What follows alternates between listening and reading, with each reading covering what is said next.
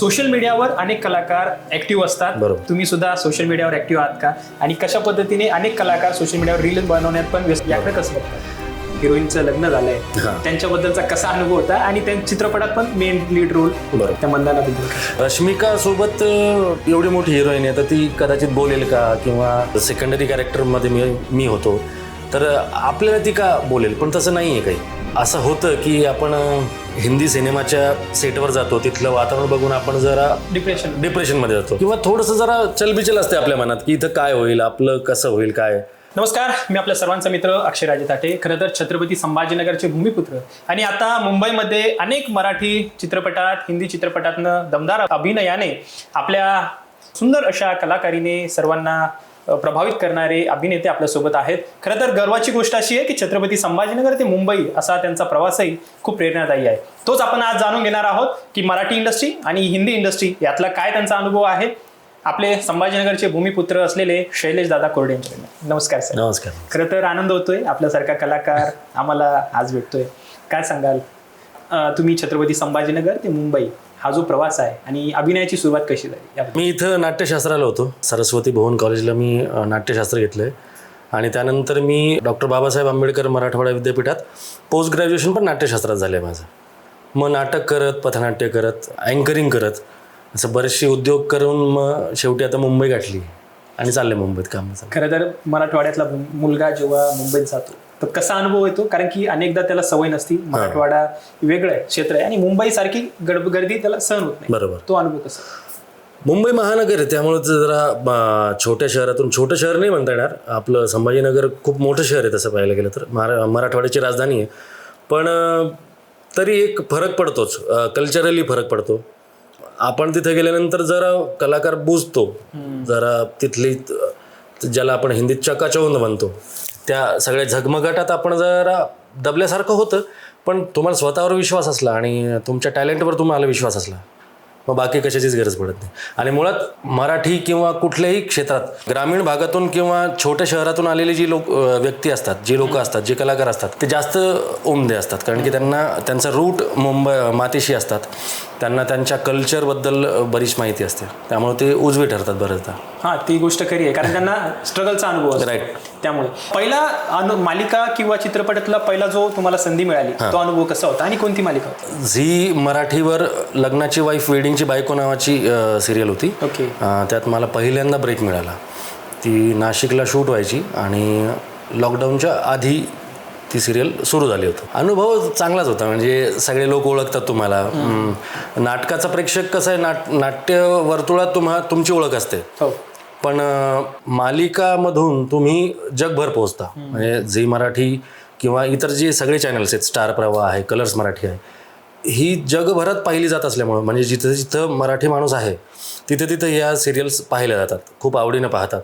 त्यामुळं तुम्ही ज्या शहरात जाता तिथं तुम्हाला ओळखतात, तर ते छान वाटतं जरा. सर्वात जास्त स्टार प्रवाहावर पण तुमच्या छान मालिका आल्या आहेत. बरोबर. होऊ दे धिंगाणा पण बऱ्याचदा तुम्ही केलंय. कसा अनुभव राहिला स्टार प्रवाह जीचा? असं म्हणतात ना की कलाकार तुम्ही जर चांगलं काम करत असलात तर तुम्हाला चॅनल तुम्हाला स्वीकारतं, म्हणजे तुम्हाला कामं देतं. तर स्टार प्रवाहाचा तसंच माझा प्रवास आहे की बॅक टू बॅक माझ्या 3-4 सिरियल्स स्टार प्रवाहावर होत्या. सतीश राजवाडे सर, त्यांना कदाचित विश्वास असेल माझ्या अभिनयावर, त्यामुळे ते सतत मला ब्रेक देत असतात. कोठारे विजन आहे त्यांची, ही लगातार मी आता 2री-3री सिरियल करतोय. कलाकार ट्युनिंग एकदा मॅच झालं आणि कलाकारावर जर विश्वास असला तर ते होतं असं मला वाटतं. कोणती मालिका सर्वात जवळची आणि कोणता अभिनय जवळचा वाटतो? राजा राणीची जोडी नावाची जी सिरियल आहे ती जवळची. त्याच्यातलं जे कॅरेक्टर होतं दादासाहेब ढाले पाटील, ते जरा असं म्हणता येईल की ते जरा उत्तम काम झालं होतं. त्याच्यातला गेटअप वेगळा होता, लोकांनाही आवडायचं. निगेटिव्ह शेड होती, जसं माझ्या चेहरेपट्टी किंवा शरीरयष्टी आहे, त्यामुळे माझ्या कॅरेक्टरला निगेटिव्ह बऱ्याचदा सूट होत होतं कॅरेक्टर्स, त्यामुळे मग मी ते जास्त महत्वाचं आहे, जवळचं आहे. त्याच मालिकेमध्ये छत्रपती संभाजीनगरचा असलेलाच मणिराजची भूमिका होती. कशी जोडी जमली संभाजीनगरची? मणी सोबत, मणी तिथला म्हणजे मेन लीड, मणी हिरो होता त्या सिरियलचा. आणि मणिराज आणि आम्ही इथं MGMला सोबतच होतो शिकायला. मी एखाद वर्ष त्याला सिनियर असेल, पण सिनियर ज्युनियर नाट्यशास्त्रात काही नसतं. त्याच्याकडूनही बऱ्याचशा गोष्टी शिकण्यासारख्या आहेत. त्याचा स्वभाव खूप चांगला आहे, तो उत्तम अभिनेता आहे, स्वतःच्या तब्येतीवर बरंच काम करतो, भाषेवर अभिनयावर बरंच काम करतो, मेहनत करतो, खूप जेन्युइन पोरगा आहे, त्यामुळे तो आवडतो. आणि त्याच्यासोबत ट्युनिंग जमायचं म्हणजे आम्ही आता एकाच प्रांतातले असल्यामुळं भाषेमुळं आम्ही पटकन एकमेकांशी कनेक्ट व्हायचो आणि आधीची ओळख होतीच, त्यामुळं ट्युनिंग जुळलं आमचं. प्रोडक्शन मध्ये जेव्हा शूटिंग मध्ये दोन संभाजीनगरचे जवळ येतात तेव्हा काही चर्चा की यार तुम्ही जवळ खूप म्हणजे असे गोष्टी घडत असतात. मुंबईतही बऱ्याचदा ना बरेच लोकांना असं म्हणजे बरेच लोक असं म्हणतात की मराठवाड्यातले कलाकार डेंजर आहेत, मराठवाड्यातले कलाकार उत्तम आहेत. म्हणजे खरं पाहायला गेलं तर या मातीत कदाचित ते अभिनयाचे गुण आहेत आणि इथून घडून गेलेला जो कलाकार असतो तो आपली मोहर तिथं उमटवतोच. मराठवाड्यातले कलाकार मुंबईत गेल्यानंतर आपली छाप सोडतातच. त्याचं कारण असं आहे की मुळात मराठवाड्यात ही कलावंतांचीच भूमी असं म्हणलं पाहिजे, संत महंतांची आणि कलावंतांची भूमी. म्हणजे मराठवाडा, छत्रपती संभाजीनगर, बीड, जालना, परभणी, लातूर, उस्मानाबाद, हिंगोली, तुम्ही कुठलेही कलाकार घ्या, ते त्यांची अभिनय शैली ती एक वेगळीच छाप सोडते. त्यामुळे मुंबईतही मराठवाड्यातल्या कलाकारांबद्दल खूप आदर आहे. बरोबर, ते तर आहेच. संकर्षण कराडे असेल, मकरंद नानसपुरे सर असतील, पाठक सर असेल, सर्वजण मराठवाड्यातनंच आपला दबदबा कायम त्यांनी जपलेला आहे. बिलकुल. पहिला चित्रपट जो मिळाला त्याचा अनुभव काय होता आणि कोणता चित्रपट होता? माझा पहिला हिंदी सिनेमा थामा, तो मला ऑडिशन तर्फेच म्हणजे ऑडिशन थ्रूच मला तो मिळाला. आधी असं होतं की कास्टिंग डिरेक्टर्स नव्हते, तेव्हा तुम्हाला प्रोडक्शन च्या लोकांसोबत जरा ट्युनिंग मॅच करायला लागायचं, त्यांच्याशी ओळख ठेवणं. पण आता काळ बदलला आहे. आता तुम्ही जर त्या कॅरेक्टरमध्ये बसत असाल तर तुम्हाला डायरेक्ट मेसेज येतो, ऑडिशन येतं, ते तुम्ही ऑडिशन करून पाठवायचं किंवा त्या कास्टिंग ऑफिसला जाऊन तुम्हाला ते ऑडिशन देता येतं. आधी जसं होतं की ओळख काढा, त्या व्यक्तीसोबत जरा ट्युनिंग जुळवा, मग त्याला पार्टी द्या किंवा जे काही प्रकार असतील, तर तो प्रकार आता कास्टिंग एजन्सीजमुळं बंद झाला आहे. आणि नवोदित कलाकारांना पण चमकण्याची संधी कास्टिंग डिरेक्टर्स थ्रू मिळायला लागली आहे. मुकेश छाबडा असतील, पराग मेहता असतील, अँटी कास्टिंग आहे, कास्टिंग बी आहे, असे वेगवेगळे कास्टिंग जे कंपन्या आहेत त्या तुम्हाला निस्वार्थपणे तुमचं ऑडिशन घेतात आणि जर तुमच्या टॅलेंट असेल तर ते तुम्हाला नक्की ब्रेक देतात. मी या सगळ्या कंपन्यांसोबत काम करून बसलो आहे, माझा स्वतःचा अनुभव आहे म्हणून मी तुम्हाला सांगतो. आणि थामा मिळाला, खूप मोठ्या बजेटचा सिनेमा होता, सगळे सुपरस्टार्स होते. माझा आयडल अभिनयातला नवाजुद्दीन सिद्दीकी यांच्यासोबत मला एक 15 दिवसांचं शेड्यूल होतं. तर ते 15 दिवस त्यांच्या आसपास मी होतो, तर मला तेच सुख सगळ्यात जास्ती होतं. नवाजुद्दीन सिद्दीकी सरांसोबत तुम्हाला शूट करण्याची संधी मिळाली आणि पहिला चित्रपट हिंदी भेटला. बरोबर. तर हिंदी नंतर तुम्हाला एक दिवानी की दिवानीत पण चित्रपट मिळाला, म्हणजे लगातार 2 चित्रपट दिवाळीच्या काळात प्रदर्शित झाले. तर कसा अनुभव राहिला? ते म्हणतात ना, आंधळा मागतो 1 डोळा आणि देव देतो 2 डोळे, तसं झालं. मी ज्या गोष्टीसाठी मुंबईला गेलो होतो, जे स्वप्न घेऊन मुंबईला गेलो होतो, आपण असं म्हणतो की कुठंतरी माझ्या आवडत्या कलाकारासोबत मला त्या फ्रेममध्ये मी असावा असं वाटतं. तिथेच मला डायलॉग्स होते, माझं प्रॉपर कॅरेक्टर होतं आणि खूप दिग्गज कलाकार जे आहेत, हिंदीत नावाजलेले लोक जे आहेत, नावाजलेले दिग्दर्शक आहेत, त्यांच्यासोबत काम करणं ही मी ते शब्दात नाही सांगू शकत. तुम्हाला सांगितलं ना की जेवढं मागितलं होतं त्याच्या दुप्पट परतावा मिळाला. म्हणजे आपण जर 10 रुपयाचा शेअर घेतला आणि आपल्याला अपेक्षा जर 20 रुपयाची असली तर मला ते 50 रुपये मिळाले असं मी म्हणेन. खरंच खूप सुंदर अनुभव होता. आता नुकतंच ज्या हिरोईनचं लग्न झालंय त्यांच्याबद्दलचा कसा अनुभव होता आणि त्या चित्रपटात पण मेन लीड रोल? बरोबर.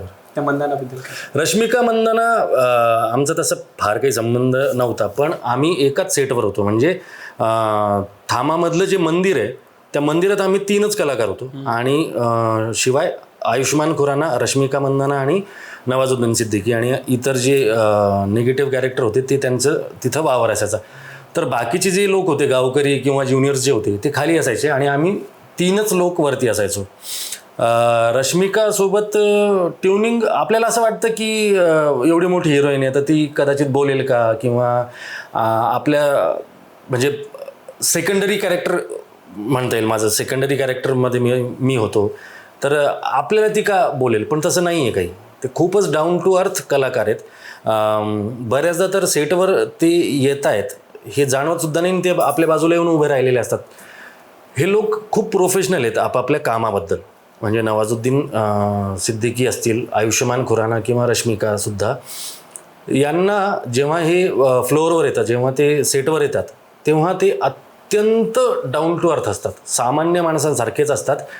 आणि शेवटी कलाकार हे माणूसच असतो. फक्त काही परिस्थितीत आपल्याला असं वाटतं की हा ॲटिट्यूड दाखवतोय किंवा हा आपल्याशी का बोलावा, तर त्याची काही कारणं असतात. पण काम करताना हे लोक त्यांची इमेज, त्यांचा ऑरा हा बाजूला ठेवूनच काम करतात. त्यामुळे त्यांच्यासोबत काम करायला खूप सोपं होतं. तो अनुभव तर निश्चितच खूप सुंदर असेल आणि नुकतंच लग्न झाल्या चर्चा असल्यामुळे तो एक आठवण आपल्यासोबत आहे. तर हिंदी चित्रपटामध्ये जसं तुम्ही आता सांगितलं की खूप सुंदर तुमचा अनुभव होता.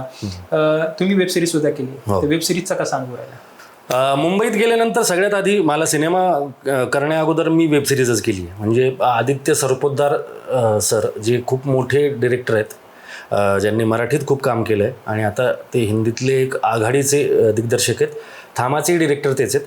त्यांची वेब सिरीज होती सिक्रेट्स ऑफ शिलेदार नावाची. त्यात मला हवालदाराचा रोल मी केला आहे. त्यातही बरीच स्टारकास्ट होती आणि ती वेब सिरीजही छत्रपती शिवाजी महाराजांच्या एका कथेवर आधारित ती वेब सिरीज होती. तर ती सोनी लिव्हला आहे आणि ती खूप गाजली. आणि मग नंतर कदाचित थामाला पण आम्ही सोबत काम केलं. आदित्य सरांनी कदाचित मला माझं ऑडिशन बघितलं असेल आणि मला त्यांनी पुन्हा एकदा चान्स दिला थामामध्ये. तर वेब सिरीजचं असं आहे की सेन्सॉरचं फार काही नसल्यामुळं तामझाम, तिथं तुमच्या कलेला व्यक्त होण्याचे जास्त चान्सेस जास्ती आहेत. तिथं सिनेमाला सेन्सॉर असल्यामुळं काही गोष्टींचा त्यांना तिथं जरा पडदा टाकावा लागतो काही गोष्टींवर. पण वेब सिरीज हे माध्यम 10 एपिसोड्स आणि खूप मोठ्या प्रमाणावर कथा एक्सपांड असल्यामुळे ते माध्यमही आता लोकप्रिय होत चालले. तरुणांमध्ये वेब सिरीजच खूप जास्त लोकप्रिय होत आहेत. तर तिथून माझी सुरुवात झाली तसं पाहायला गेलं तर. आता तुम्ही आदित्य सरपोतदार सरांचं नाव घेतलं. खरं तर रश्मिका मंदाना यांच्या लग्नामध्ये सरपोतदार सर जेव्हा गेले तर खूपदा चर्चा झाली की मराठी माणसाला तिथं इन्व्हाइट केलेलं आहे. बरोबर. तर त्याबद्दल जसं तुम्ही आता सांगितलं तर ते डायरेक्टर कसे आहेत आणि कसा अनुभव तुमचा राहिला? म्हणजे तुम्ही जसं सांगितलं की त्यांनी तुम्हाला संधी पण दिली आहे चित्रपटात. असं होतं की आपण हिंदी सिनेमाच्या सेटवर जातो, तिथलं वातावरण बघून आपण जरा डिप्रेशनमध्ये जातो किंवा थोडंसं जरा चलबिचल असते आपल्या मनात की इथं काय होईल, आपलं कसं होईल काय. पण आदित्य सर इतके कूल दिग्दर्शक आहेत ना, इतके सांभाळून घेतात कलाकारांना. सेटवर अजिबात आरडाओरडा नसतो. शांतपणे प्रत्येकजण आपापलं काम करत असतो आणि ते पर्सनली येऊन तुम्हाला तुमचा रोल सांगून तुमच्याकडून रिहर्सल करून घेतात आणि जर काही ॲडिशन करायचे असले तर तेही सांगतात. पण हेही अत्यंत संयमानं. म्हणजे थामा आणि सिक्रेट्स ऑफ शिलेदार मला वाटतं 10-15 दिवसांच्या या सहवासात मला ते चिडलेले कधीच वाटले नाही, म्हणजे दिसले पण नाही. अत्यंत शांतपणे संयमित आणि वेल प्लॅन्ड काम करत असल्यामुळं कदाचित ते खूप संयमानं काम करतात आणि खूप क्रिएटिव्ह गोष्टींना प्राधान्य देतात. नवीन नवीन गोष्टी करायला तुम्हाला उद्युक्त करतात. तुम्ही आता अनेक भूमिका केल्या आहेत, मराठी केल्या आहे, हिंदी चित्रपटातही तुम्हाला चांगली संधी मिळाली आहे, वेब सिरीज केली आहे. तर कोणती भूमिका सगळ्यात जास्त आव्हानात्मक तुम्हाला वाटली की चॅलेंजिंग वाटली आणि ती तुम्ही पार केली? असं me do you want a partner नावाची हरियाणवी वेब सिरीज केली. त्यात मी हरियाणवी पात्र साकारलं, कॅरेक्टर केलं. ते भाषेमुळे मला जास्त चॅलेंजिंग वाटलं. त्यामुळे ती वेब सिरीज माझ्या जास्त चॅलेंजिंग वाटली मला. कारण मराठी कलाकाराला मराठी व्यतिरिक्त आपण हिंदी बोलतो, इंग्रजी बोलतो, पण हरियाणवी भाषा बोलणं हे जास्त चॅलेंजिंग होतं माझ्यासाठी. त्यामुळं ती वेब सिरीज जर माझ्या जास्त जवळची. आणि दुसरी मल्याळम वेब सिरीज केली मी, क्रॉनिकल्स ऑफ 4.5 गँग्स नावाची.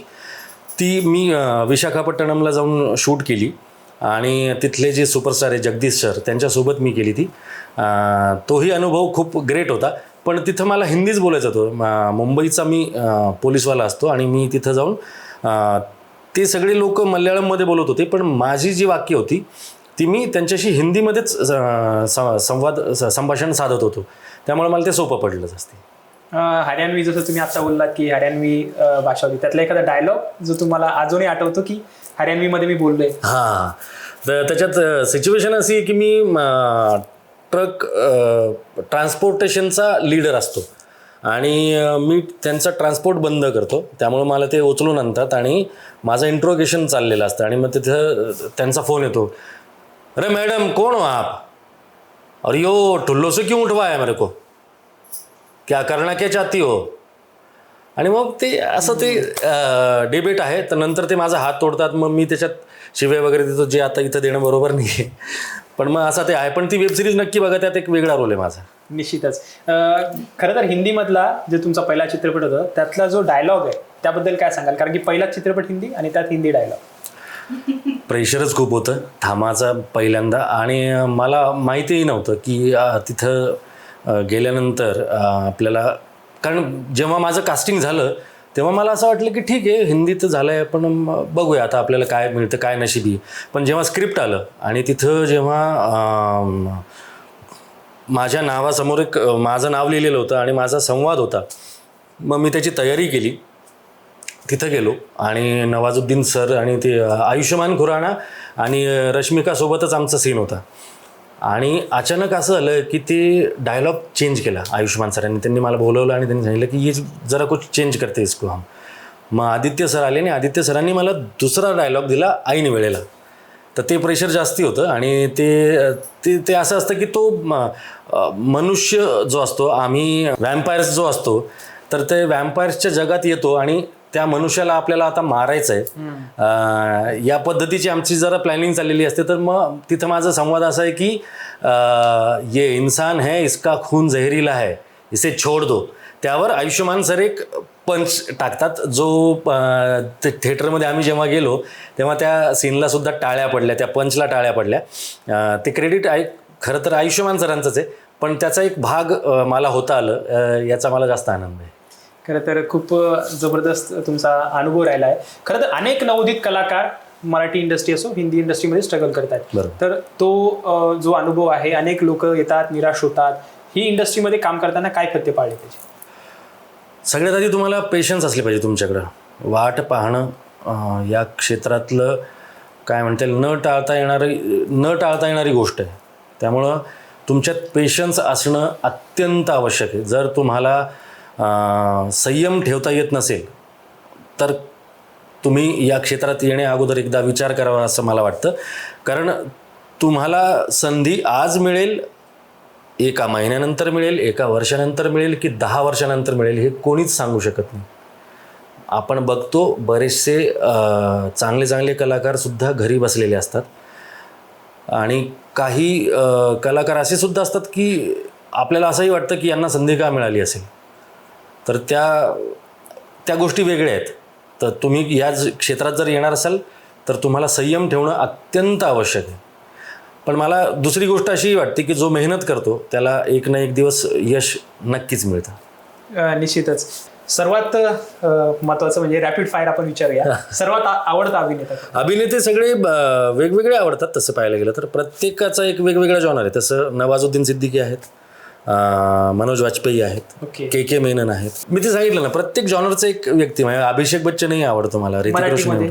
मराठीमध्ये जितेंद्र जोशी आहे, आपले स्वप्नील जोशी आहे, अंकुश चौधरी आहेत, नाना पाटेकर आहेत. मराठीची तर लिस्ट न संपणारी आहे. अच्छा. अभिनेत्रींमध्ये मराठीमध्ये मुक्ता बर्वे आवडतात. ओके. हिंदीमध्ये गीता अग्रवाल मॅडम ज्या आहेत, त्या खूप चांगलं काम करतात. त्याही संभाजीनगरच्या आहेत, म्हणजे त्यांचं शिक्षण इथं झालं आहे. त्या NSDN आहेत. आणि थामामध्ये ज्या आयुष्यमान खुरांच्या आई आहेत त्या गीता अग्रवाल मॅडम, त्या संभाजीनगरमध्ये शिकलेल्या आहेत. तर त्यांचाही अभिनय मला खूप आवडतो. अच्छा. आणि दिग्दर्शकमध्ये कोण आवडतं? दिग्दर्शक आदित्य सरपोतदार सर आहेत, विनोद लवेकर सर आहेत, सचिन गोस्वामी आहेत. मी हास्य जत्रेत होतो, त्यांच्याकडून खूप काही शिकण्यासारखं आहे. त्याच्यानंतर सतीश राजवाडे सर आहेत, त्यांचा सिनेमा प्रेमाची गोष्ट 2, त्यांच्यासोबत काम करायचं, एकदा त्यांच्या दिग्दर्शनाखाली एकदा काम करायचं आहे. त्यानंतर चंद्रकांत कनसे आहेत, तेही बरेच आहेत लोक. भविष्यात कोणासोबत काम करायला आवडेल एका स्वप्नात, म्हणजे की यार माझं इच्छा आहे की याच्यासोबत मला काम करायचं अच्छा. असं एखादा अभिनेता दिग्दर्शक हिरो. दिग्दर्शक म्हणलं तर मला शंकर सोबत एकदा काम करायचंय, साऊथचे आहेत. आणि राजामौली आहेत. ऍक्टर म्हणलं तर मग मला यश सोबत एकदा काम करायची इच्छा आहे, जो KGF चा हिरो आहे. हो. त्यानंतर नट तर बरेच आहेत, म्हणजे बच्चन साहेबांसोबतही काम करायचंय, नसरुद्दीन शाहसोबतही काम करायचंय. काम तर करायची सर्वांसोबतच इच्छा पूर्ण होईल. जर एका वाक्यात अभिनेता म्हणजे तुमचं अभिनेता म्हणजे काय, एका वाक्यात जर उल्लेख करायचा असेल तर काय सांगाल, तुमच्याबद्दल असेल किंवा अभिनेत्याबद्दल? सामाजिक बांधिलकी, सामाजिक घटना या आपल्यासोबत व्यक्त करणारा माणूस म्हणजेच कलाकार. म्हणजे तो स्वतःसोबत समाजात काय चाललंय हे सुद्धा व्यक्त करतो. त्याला स्वतःला तर व्यक्त व्हायचंच आहे रंगमंचावर, पण समाजात चाललेल्या गोष्टी त्या आपल्यात आत्मसात करून तो व्यक्त होतो, त्याला कलाकार म्हणतो मी. आगामी प्रोजेक्ट्स कोणते कोणते सध्या? मी निकम नावाची एक फिल्म केली आहे, लडकी भीगी भागी सी या नावाची एक फिल्म केली आहे, आणि शोध सुरू आहे. येतील काही प्रोजेक्ट या वर्षी पण येतीलच निश्चितच. आणि लवकरच आता कोणता बघायला भेटेल आम्हाला? निकम मला वाटतं लवकर रिलीज होईल. लडकी भिगी भागीसेचा पण शूट कम्प्लीट झालंय. फ्लोअरवर कधी येईल ते मला माहिती नाही अजून. नागराज मंजुळे यांची वेब सिरीज येते मटका किंग, त्यातही माझं एक छोटंसं पात्र आहे, तर ते लवकरात लवकर येईलच. सोशल मीडियावर अनेक कलाकार ऍक्टिव्ह असतात. बरोबर. तुम्ही सुद्धा सोशल मीडियावर ऍक्टिव्ह आहात का? आणि कशा पद्धतीने अनेक कलाकार सोशल मीडियावर रील बनवण्यात पण व्यस्त असतात, म्हणजे ठीक आहे ते कला सादर करत असतात, याकडे कसं बघतात? सोशल मीडियावर मी इतका ॲक्टिव्ह नाही आहे तसं पाहायला गेलं तर. मी बेसिक काही वाटलं तर टाकतो, पण मी सोशल मीडिया बघत असतो, तेही एक माध्यम आहे. आणि रील्सच्या बाबतीत म्हणाल तर मला सुरुवातीला असं वाटलं होतं की सिनेमामध्ये ना डबिंगचा एक प्रकार असतो, सीन चित्रित करतो, शूट करतो, त्याला परत एकदा आवाज द्यावा लागतो आपल्याला स्टुडिओमध्ये जाऊन. तर मला असं वाटलं होतं की डबिंगसाठीचं हे उत्तम माध्यम आहे रील बनवणं, की दुसऱ्याचं वाक्य आपण पाठ करायचं आणि ते तसंच लिपसिंग त्याचं मॅच होईल असं बघणं. मला असं वाटलं होतं की हा एक छान अभ्यास असेल, पण रील्स स्टार आता तयार झालेत, तर ते माध्यम आता खूप वेगळ्या लेवलला गेलेलं आहे. हरकत नाही, ते पण चांगली गोष्ट आहे. जर कोणाची इच्छा असेल आणि त्याला जर प्रसिद्धी मिळत असेल तर, आणि प्रसिद्धी कुठल्या मार्गाने मिळते ती गरजेचं नाही आहे ना. सिनेमा, नाटक, TV serials, web series, reels किंवा काय, तुम्हाला महत्त्वाचं काय आहे ते तुम्ही ठरवता ना. त्यामुळं तुम्ही रील्सच्या माध्यमातून किंवा काय, मध्यंतरी असं झालं होतं की रील्स स्टार फेमस होतात आणि मग त्यांना कामं मिळतात, पण मग ते त्यांना कामं जमत नाहीत वगैरे वगैरे. मला असं वाटतं की ते प्रत्येकानं आपापल्याने ठरवायचं आहे, तुम्हाला कुठल्या मार्गाने जायचं आहे.